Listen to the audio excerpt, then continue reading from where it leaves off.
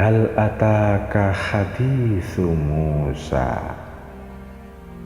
Sudah kau dengarkah kisah tentang Musa yang lahir dari lumpur perbudakan masa demi masa, gandum yang berlimpah dari ladang-ladang penderitaan insan, terapung dalam kapal-kapal di atas arus sungai Nil yang deras mengalir ke nampan-nampan perak penguasa tamak, penguasa yang buta, yang menegakkan monumen-monumen fana di atas derita para jelata, anak cucu Israel.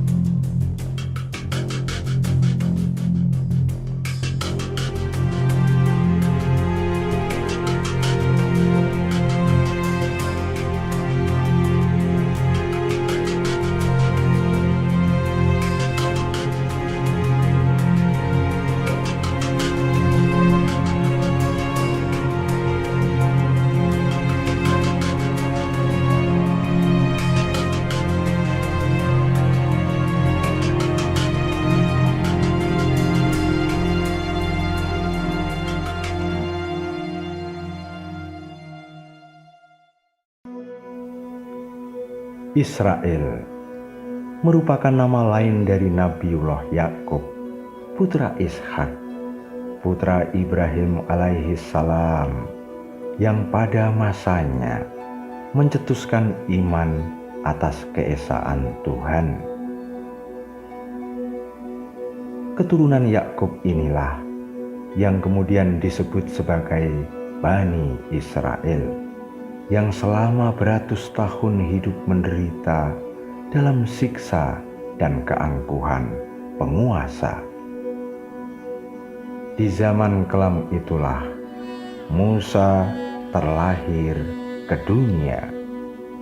Saat itu bintang merah menggurat di langit Mesir, yang oleh para rahib istana ditakwilkan sebagai pertanda akan datangnya seorang pembebas Israel.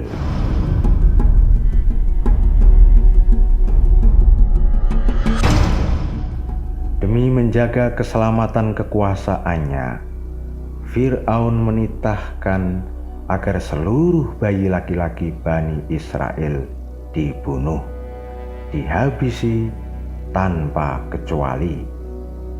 Among these slaves there is a prophecy of a deliverer who will lead them out of bondage. The star proclaims his birth. Since this deliverer is among their newborn, only their newborn need die. Every newborn Hebrew man-child shall die. So let it be written, so let it be done.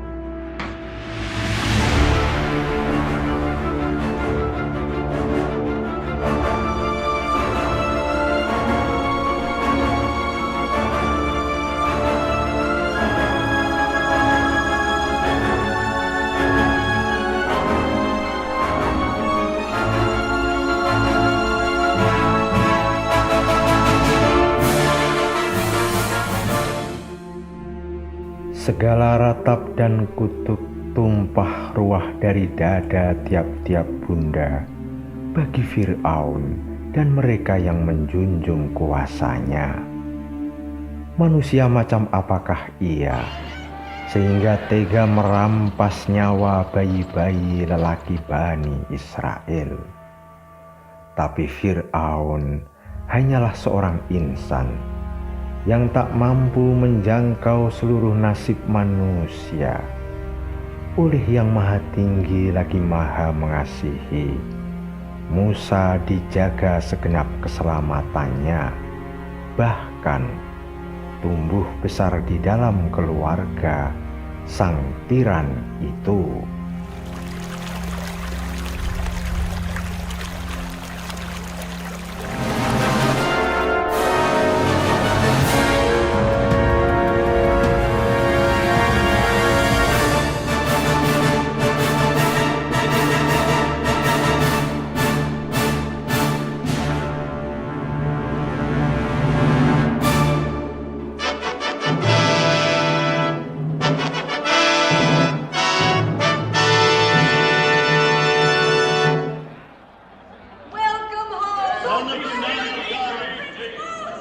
The blessings of the god Amun-Ra be upon you, great prince.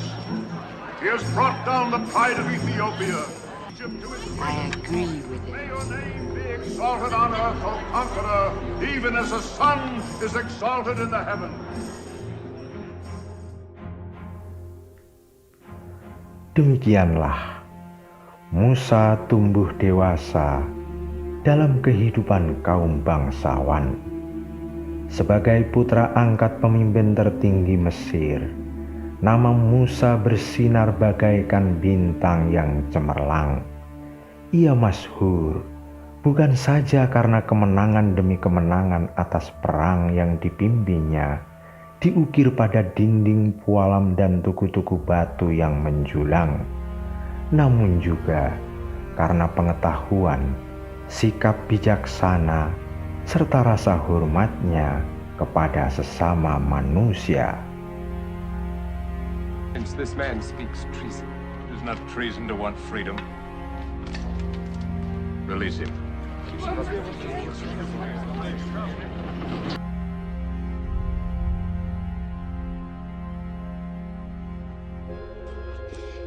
My noble one, it caught. I had not the strength to free myself. Your shoulders should not bear a burden, old woman.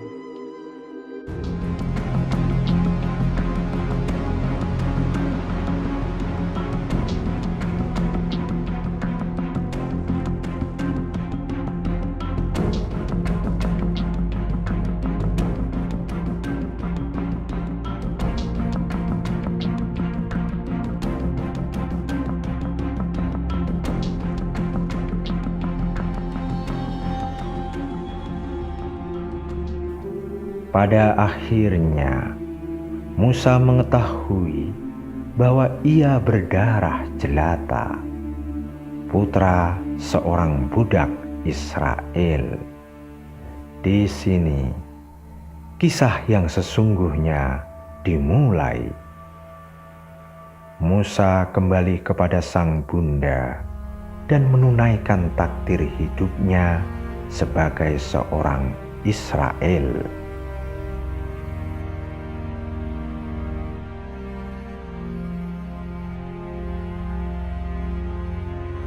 Change is there in me. Egyptian or Hebrew, I am still Moses. The same hands, the same arms, same face that were mine a moment ago. A moment ago you were her son, the strength of Egypt. Now you are mine, a slave of Egypt. You find no shame in this. There is no shame in me. How can I feel shame for the woman who bore me?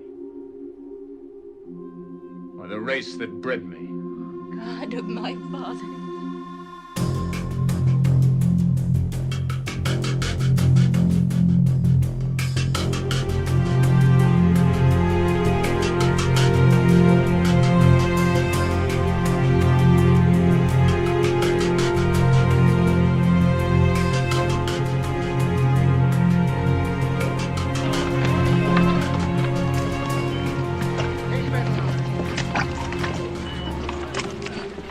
Hard dance you do, old man. We've been dancing it for 400 years. Supreme music. The only deliverer that has come to us is death.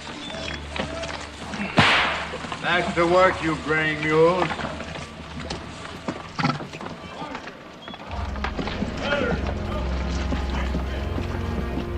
Terik matahari berkilat-kilat di atas punggung yang coklat. Kelaparan seperti burung gagak yang bengis dan mengancam. Kanak-kanak wajahnya kusut sepi tanpa mimpi. Tak ada bunga-bunga aneka warna. Tak ada guci-guci yang tersusun rapi. Israel, ya Israel, adalah tangan-tangan kasar serta lutut yang gemetar. Hidup berkelindan pada jangkar-jangkar, lumpur, jerami, batu bata, aniaya, dan segala ratap tangisnya. Dan malam, oh malam, ia selalu khidmat menerima saban-saban doa yang dihaturkan bagi Tuhan yang satu, Tuhannya Ibrahim.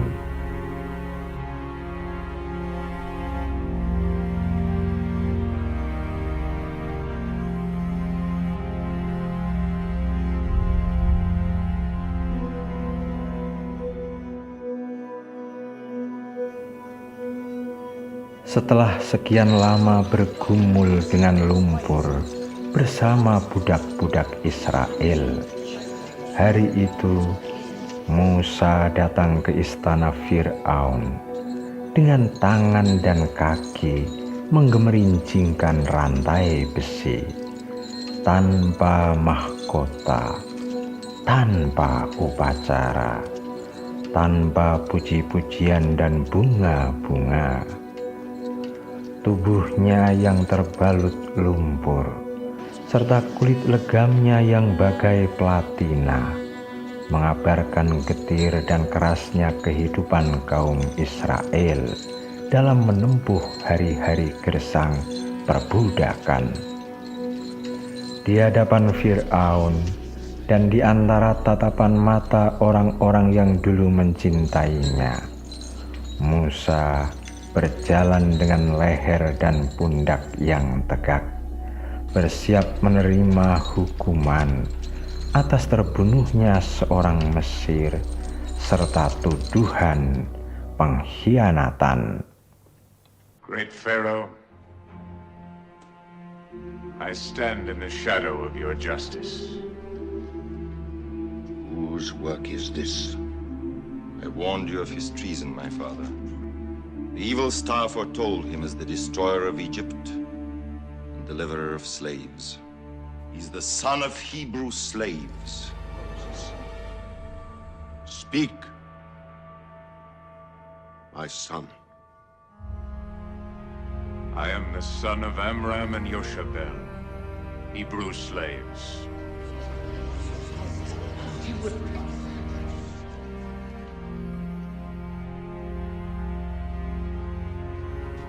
Moses, come to me.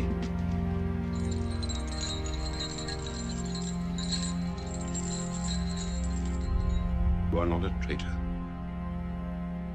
But you would not lead these people in revolt against me.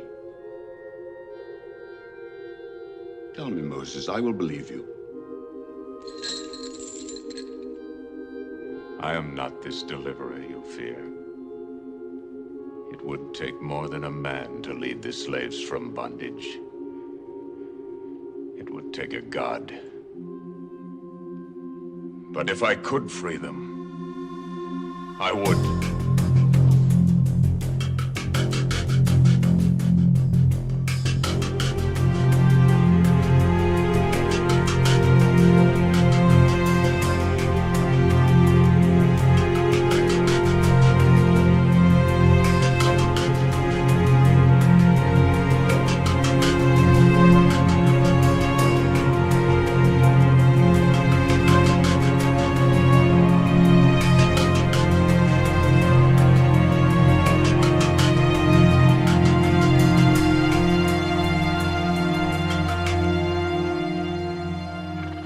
Commend you to your Hebrew God, who has no name.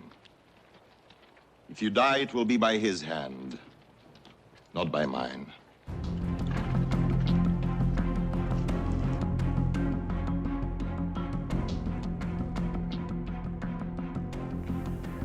Sebagai hukuman, Fir'aun tak memperkenankan Musa hidup di bumi Mesir.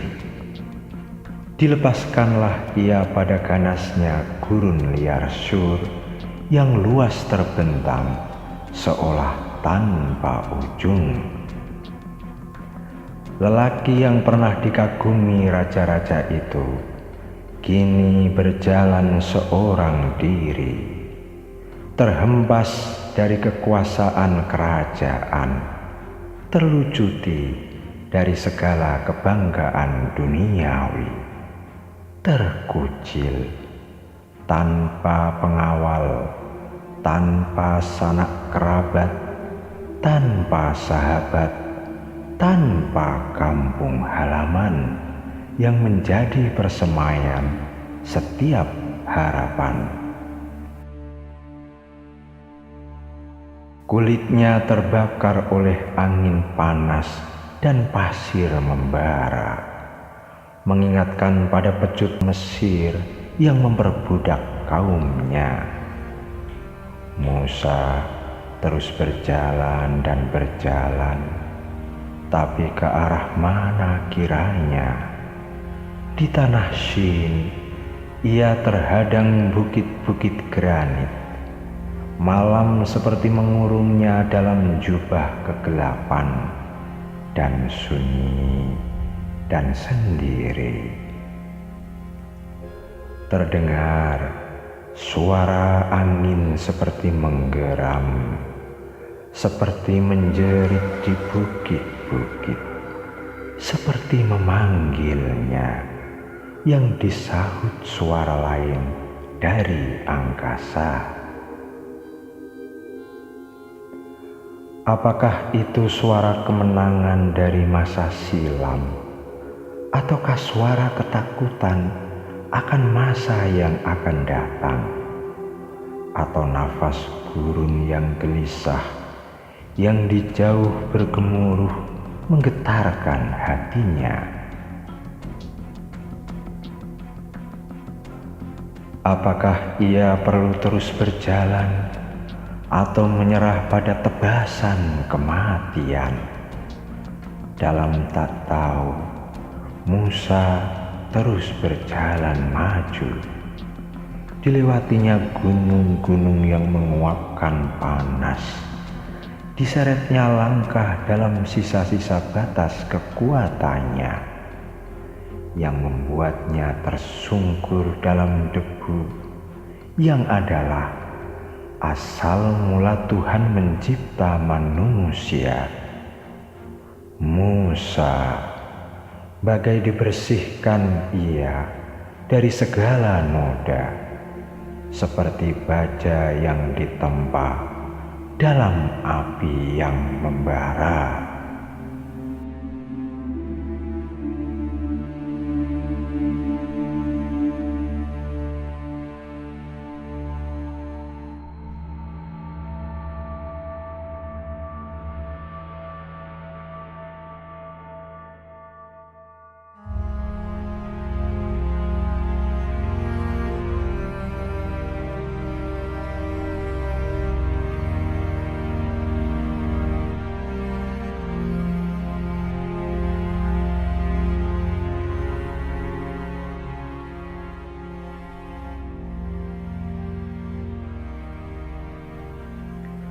Setelah melampaui perjalanan berat itu, terkisah bahwa Musa tinggal bersama seorang salih bernama Yitro, mengembalakan kambingnya dan menikah dengan putrinya.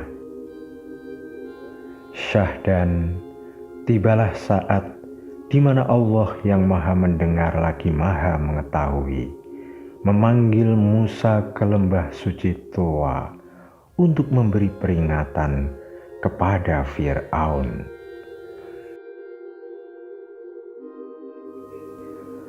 Hal ataka hadithu Musa idh nadahu rabbuhu bil wadil muqaddasi tuwa idhab ila fir'auna innahu tagha.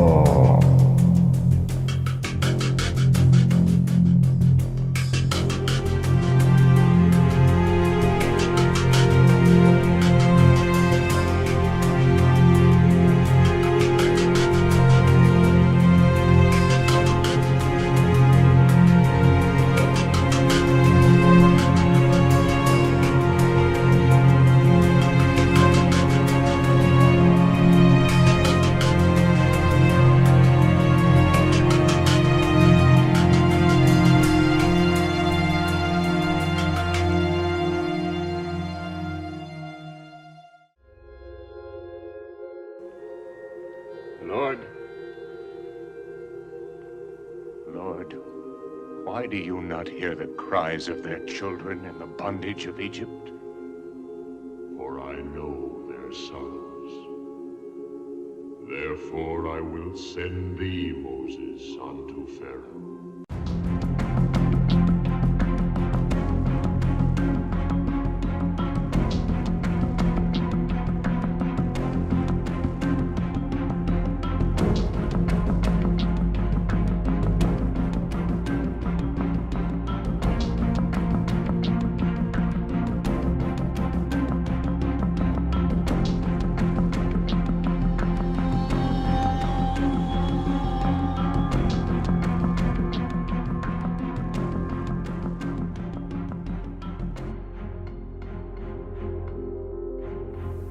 Maka Musa pun meninggalkan lembah suci untuk menunaikan tugas suci dari Yang Maha Suci, memberi peringatan kepada Fir'aun untuk membersihkan diri dari kesesatannya selama ini, dan Harun terpilih untuk mendampingi.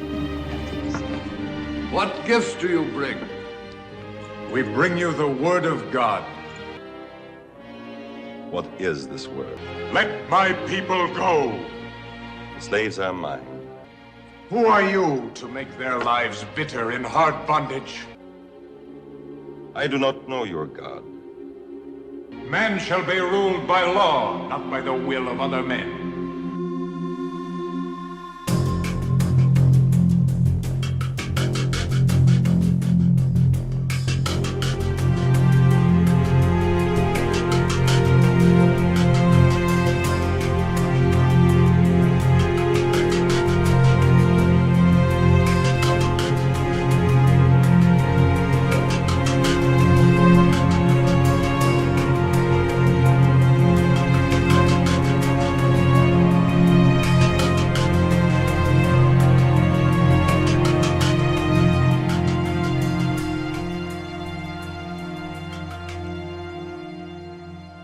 Fir'aun yang hatinya telah berkarat oleh dosa-dosa tak pernah mau menunduk, betapapun keajaiban demi keajaiban ditunjukkan oleh Musa sebagai bukti akan kekuasaan yang maha perkasa.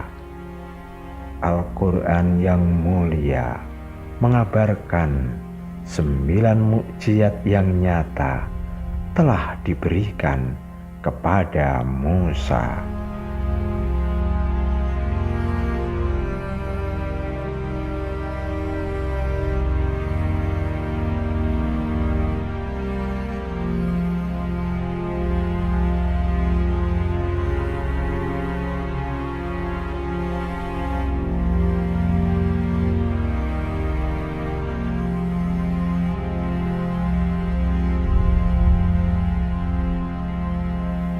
Nil menjadi sungai darah, memberi siksa kepada bangsa Mesir karena kekurangan air. Badai taufan dan hama serangga membabi buta, menghancurkan ladang-ladang mereka, sementara ladang kaum Israel tak tertimpa suatu apa. Jutaan katak merajalela di mana-mana, mengusik ketenteraman hidup mereka. Wabah dan kematian bagai menyeringai di hadapan wajah-wajah angkuh yang tak juga menunduk pada kebesaran Allah yang maha kuasa atas segalanya.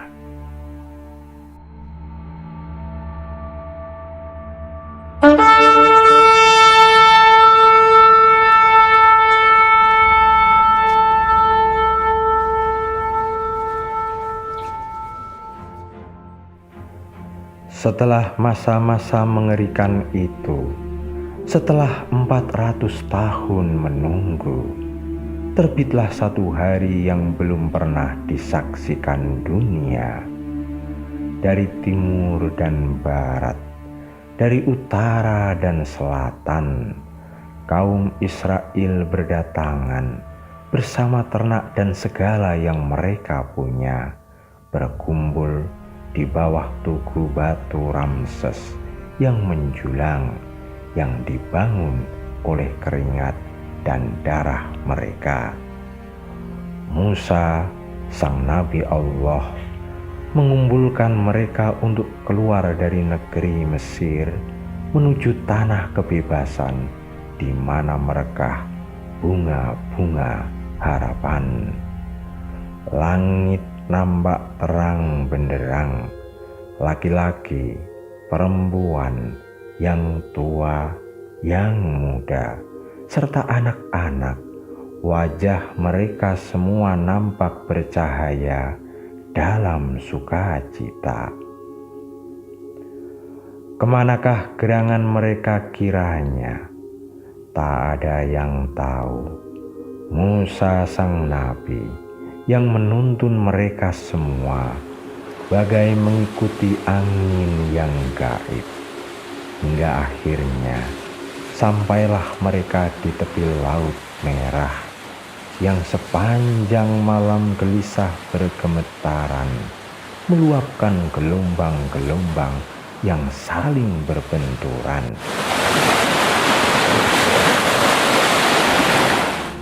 Gemuruh suaranya adalah rasa takut sang laut, sebab Robnya telah berfirman agar ia tunduk pada apa yang akan diperintahkan Musa.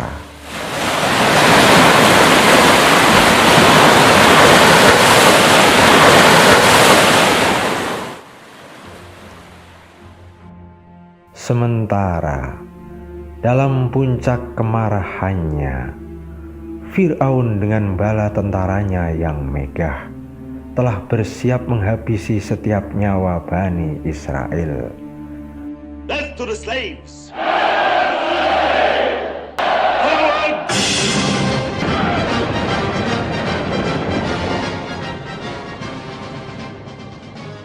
Berangkatlah pasukan berkuda Fir'aun melesat dari gerbang istana seperti anak-anak panah yang terlepas dari busurnya. I've ordered men to block the pass. How can we fight chariots? Deliverer! Yes, he has delivered you to death. Order the men to move back, Joshua. Moses for this! Deliver him to Pharaoh! He's a false prophet who delivers you to death. No! You'll be dead under them. Behold his mighty hand.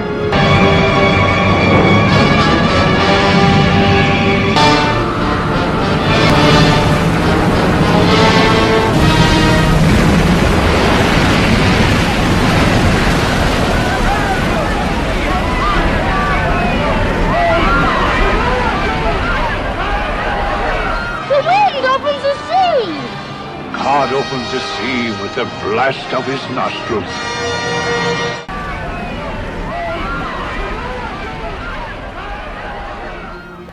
Atas izin Allah yang Maha Perkasa, setelah Musa memukulkan tongkatnya, maka terbelahlah Laut Merah.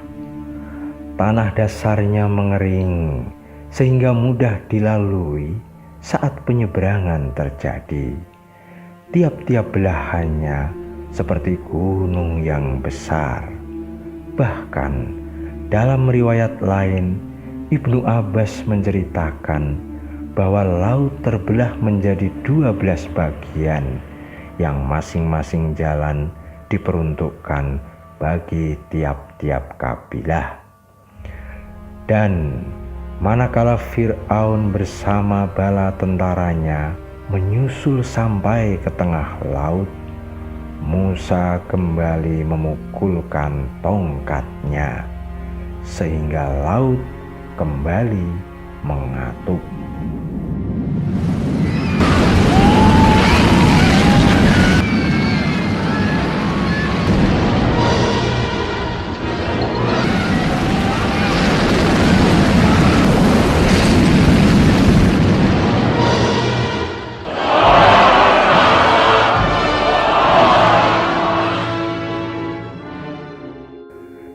demikianlah yang tersurat, demikianlah yang terjadi sebagai pelajaran bagi yang mengimani.